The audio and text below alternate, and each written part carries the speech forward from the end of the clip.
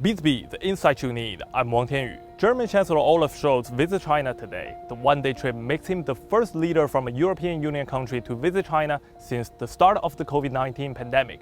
And he is also the first leader from a Western country to come to China since the Party Congress in October. Regarding first, why is it Germany? What is Scholz looking for during his visit? I would say more cooperation, especially when it comes to trade and investment. If we look at the economic ties between the two countries, China as the world's second largest economy and Germany the fourth, their business activities have been growing in recent years. The bilateral trade volumes reached 245 billion euros last year, with a jump of 15%. And even in 2020, when the pandemic hit and international trade growth in many parts of the world turned to negative, the two nations' trade turnover increased by 3.5%. As of 2021, China has been Germany's largest trading partner for 6 consecutive years, and Germany makes up almost half of European investment in China. The economic relationship is too strong to be affected much by global uncertainties. Even though German companies have already had a significant presence in China, they continue to pour more money into the 1.4 billion people's market. According to a German Chambers of Commerce report, 71% of German companies plan to increase investment in China.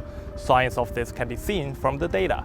In the first 8 months of this year, German investment in China was up by 30% compared to the same period in 2021. The trend is shown in Germany's prominent industry, automotive manufacturing.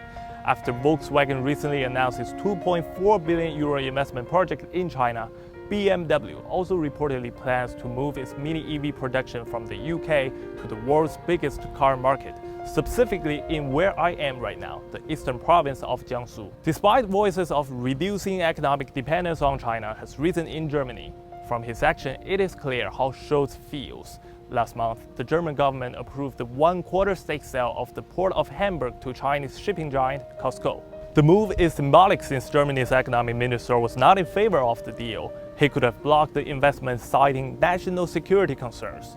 However, the marketing director for the country's busiest port earlier warned that blocking the investment would be a disaster. Also in October, during the European Council summit in Brussels, Scholz said there had been no vote on deglobalization or to get out of China among the European Union's 27 member states. Shortly before he departed for China, Scholz wrote in an op-ed saying, "We don't want to decouple from China, and Germany will seek cooperation with the country in their mutual interest." It is undeniable that in recent years, Germany's China policy has been impacted by geopolitical factors. The US forced its European allies to take sides against China, resulting in some ideological prejudice.